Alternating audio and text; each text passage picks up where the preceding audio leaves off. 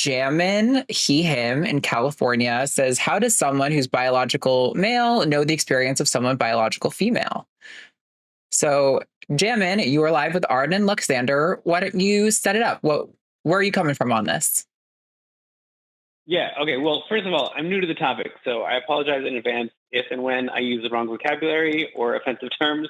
So feel free to correct me. I'm open to that. Okay. Genuinely, curiously, biological men and biological women have different lived experiences, not just sociologically, but biochemically and physiologically. So then, for a biological male who identifies as a woman, how do they know that they are a woman since they don't have the experience of being a biological female? That seems like I understand identifying as not male because what I think of as male, like I don't identify with that thing. But to look at someone else who I haven't had their experience and say, I am one of you, that doesn't, I don't know how you could do that. Genuinely don't, I'm not trying to like make a point with that question. It's just a question with a question mark. Yeah. So, two things. I think first thing I would do some mild pushback on the extent to which your biological sex informs your experience of reality. Obviously, there are things like going through a like menstruation and things like that somebody who's assigned male doesn't experience, although there is even some maybe question there for when it pertains to trans women. I would say that from my perspective, trans women aren't claiming to be cis women.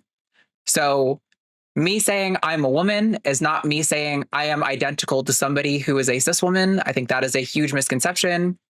People I'm not saying my experience is identical to someone who was assigned female at birth and lived their whole life as a woman. But yeah, that's kind of where I would start off with that conversation. Lux, do you have thoughts?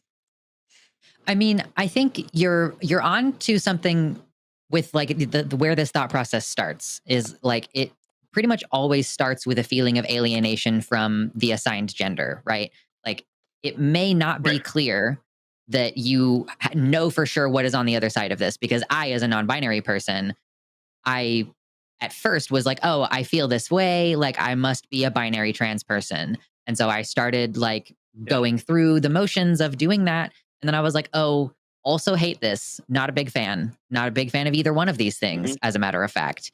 And then so for me, I'm like, okay, I'm non-binary. That's the answer for me. I can be more flexible with how I approach these topics. I'm not trying to fit into a group that is a pre-existing group. Like I'm just chill where I'm at, doing my own thing. So yeah, I would say for a lot of us, I mean, and for some people it is much more clear. Like Josie will say, because she knew from like the age of like 5, our host Josie Caballero, she was like, I can see these groups of people and I can tell which group I want to be around and who I want to be like. And like, I want to be like this group of people on a level that's more than just like, I really admire my mom. You know, it's like, I want to be one of the girls. And like, I think I am one of the girls for children who are pretty young. So like, yeah, we can't know for sure. Like, I have no idea what it's like to grow up as the opposite sex or whatever. But that doesn't change that. Like, we do feel a sense of resonance within whatever that group is when we figure out what that group is. Also, just sorry, real quick, Jamin, before we let you respond, I just want to say, I don't think that also like any cis woman knows what it's like to be any other cis woman, right? I think there are differences there. And I think that every little child is going through that same experience of looking at the men and the women in their life and kind of seeing who they relate to and orient themselves towards and what parts of that they want to integrate into their own sort of sense of self and what parts they're going to let go of. But anyway, go ahead. Yeah, so I mean that makes sense. So the non-binary part makes more sense. Like I don't feel like I have a home, except among people who say that they don't feel like they have a home. So that part makes perfect sense to me. So I'm married to a cis woman. After 25 years of marriage, like I'm still learning how much I don't know about her experience as a woman. Like I'm still occasionally surprised by things I learn about the way that she looks at the world. And I feel like I have felt in the past more confidently, like I know what her experience is like, or I know what it's like to be her. But the fact that I continue to learn about that experience tells me that nowhere along the line would I have been able to say, oh, this is what her experience is, and I've been anywhere near correct. Um, so the yeah, I feel a lot more comfortable, or I guess it makes a lot more sense to me to say I don't have a home in this community the way that it's presented to me. Like I'm not a man in by any description that's given to me, but taking a look at another group and saying, my experience is your experience, which is I hear a little bit of hedging on that. So I'm probably not stating that correctly. Yeah, I think that's a mistake. I think that's where you're going wrong, is I'm not saying my experience is your experience when I'm talking to women.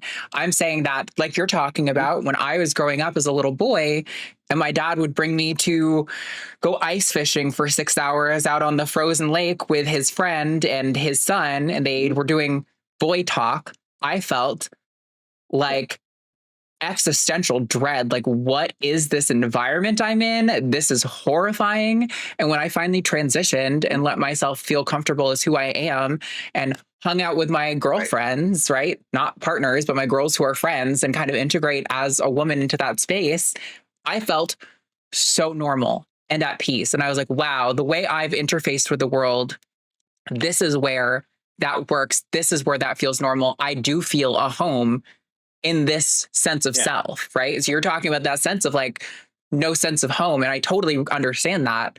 I think the difference is that binary trans women and men do feel that sense of home with their identified gender. But in no way am I saying like my experience is the same as yours and I understand your experience perfectly.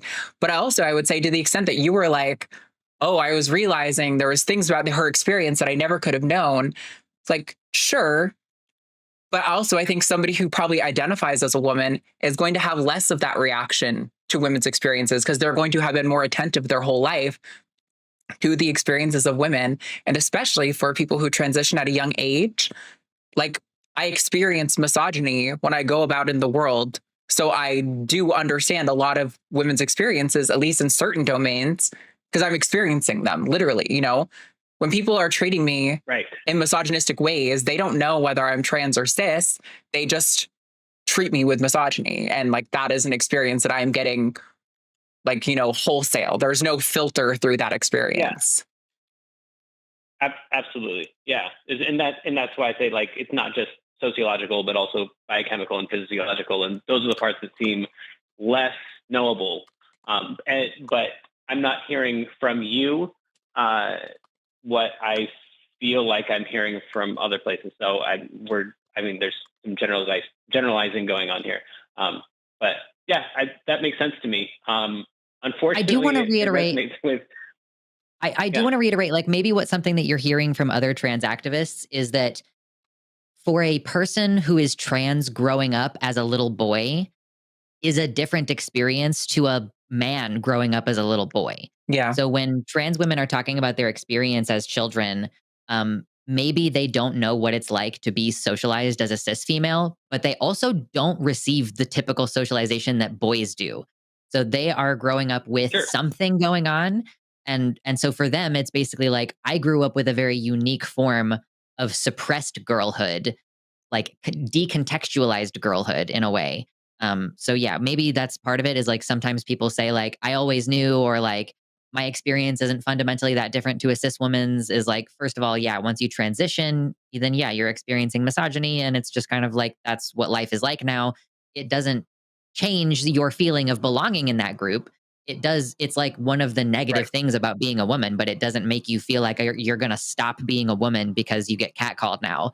So yeah, I just wanted to clarify that a little bit, that like, yes, growing up as a cis child is different than growing up as a trans child. Even if you don't find out until you're in your 40s, your experience before coming out is not the same as cis boys. And like, part of the problem for trans women is that feeling of alienation of like, I never got to have a normal childhood because I didn't feel things the same way that other people who are raised as boys felt. Right. Right. Would it be fair to say I didn't feel things the way that I perceive other people feeling that? I guess like a sense of discomfort that other people didn't seem to have, like a struggle that other people just didn't seem to have, is like defines for a lot of people their trans childhood. Yes. Right. Okay. So then, just so I can say it back to you, hopefully in a way that you would agree with, I think we're both saying that a trans child doesn't feel like they're experiencing the world the way that cisgendered people seem to be experiencing the world, and they feel more at home when they are around and hanging out with and acting as a member of this other group. Is that fair? Yeah, that's fair. Cool. Awesome. Cool. That's very helpful. I appreciate it. Yeah, thanks, Jamin. Appreciate you calling in. All right. Have a good day. Bye-bye. You too. Bye-bye. Awesome. Yeah, I think sometimes the way we talk about these things in like online spaces like Twitter and stuff can sometimes boil them down into these sort of boilerplates that if you are trans and in the community, I think you totally get all of the complexity and depth and nuance to them. But if you are just a passerby, you're like, so you're saying your experience is identical to this other person? And it's like, well, no, I mean, no. Like no two people's experiences are identical. So like that would be weird to say, even removing the trans element from this, you know? Thanks for watching that clip. Hey, we're trying to do some data research about whether or not our callers successfully proved that God existed. If they didn't, don't forget to like and subscribe. That's how we know they failed. But if you don't like and subscribe, you're saying that they succeeded. So you're saying that by liking and subscribing, you will be affirming that you are an atheist. Hey, what else should they do? I don't know. Maybe go to patreon.com/calltheline and donate some of their hard-earned money. Like and subscribe.